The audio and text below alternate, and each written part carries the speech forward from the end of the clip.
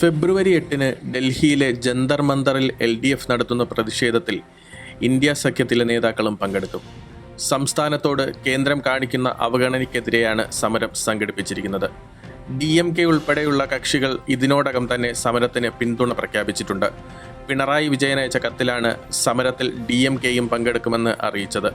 പ്രതിഷേധത്തിൽ പങ്കെടുക്കാൻ എല്ലാ മതേതര പാർട്ടികളെയും നേതാക്കളെയും ക്ഷണിച്ചിട്ടുണ്ടെന്നും അവരിൽ പലരും മികച്ച രീതിയിലാണ് പ്രതികരിച്ചതെന്നും CPI നേതാവ് ബിനോയ് വിശ്വം പറഞ്ഞു. സംസ്ഥാന സ്വയംഭരണം എന്ന മുദ്രാവാക്യത്തിൻ്റെ തീജ്വാലകളെ അണയ്ക്കാൻ BJPക്ക് ഒരിക്കലും കഴിയില്ല. ധനകാര്യം, ഭരണം മുതലായവയിൽ സംസ്ഥാനങ്ങളുടെ അവകാശങ്ങൾ നമ്മൾ ഉറപ്പായും ഉയർത്തിപ്പിടിക്കുമെന്നും സ്റ്റാലിൻ കത്തിൽ പറയുന്നു.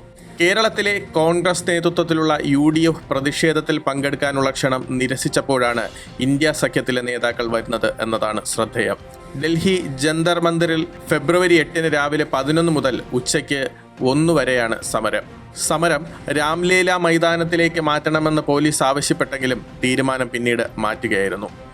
കേരള മുഖ്യമന്ത്രി പിണറായി വിജയൻ, മന്ത്രിമാർ, MP-മാർ, MLA-മാർ തുടങ്ങിയവർ പങ്കെടുക്കുന്ന പ്രതിഷേധത്തിൽ DMK, NCP, RJD തുടങ്ങിയ കക്ഷികൾ പങ്കെടുക്കുമെന്നും ബിനോയ് വിശ്വം പറഞ്ഞു. അർഹമായ വിഹിതം ലഭിക്കുന്നതിനായി ഞങ്ങൾ കേരളത്തിൻ്റെ ശബ്ദമുയർത്തുകയാണ്. ദേശീയ വിഭവങ്ങൾ പങ്കിടുമ്പോൾ ഫെഡറൽ ഘടനയിൽ ഓരോ സംസ്ഥാനത്തിനും അർഹമായ വിഹിതം ലഭിക്കാൻ അവകാശമുണ്ട്.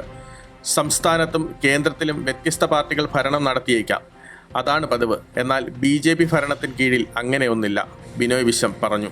കേരളത്തിനുള്ള കേന്ദ്ര നികുതി വിഹിതത്തിലും വായ്പാ അനുമതിയിലും വലിയ വെട്ടിക്കുറവുണ്ടാകുന്നതായി LDF ആരോപിക്കുന്നു.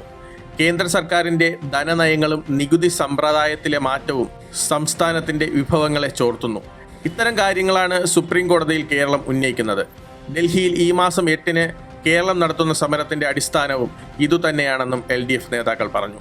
നികുതി വിഹിതത്തിൻ്റെ 17.939% ഉത്തർപ്രദേശിന് ലഭിക്കുന്നു. ബീഹാറിന് 10.058%, മധ്യപ്രദേശിന് 7.85%, മഹാരാഷ്ട്രയ്ക്ക് 6.317%, ഗുജറാത്തിന് 3.478% ലഭിക്കുന്നു. കേരളത്തിനാകട്ടെ 1.925%. ഈ കുറവ് തുറന്നു കാട്ടുമ്പോൾ കേരളത്തിന് റവന്യൂ കമ്മി ഗ്രാന്റ് അനുവദിച്ചിട്ടുണ്ടെന്നും ഉയർന്ന വീതം ലഭിച്ച സംസ്ഥാനങ്ങൾക്ക് ഈ ഗ്രാന്റ് ഇല്ലെന്നുമാണ് മറുപടി.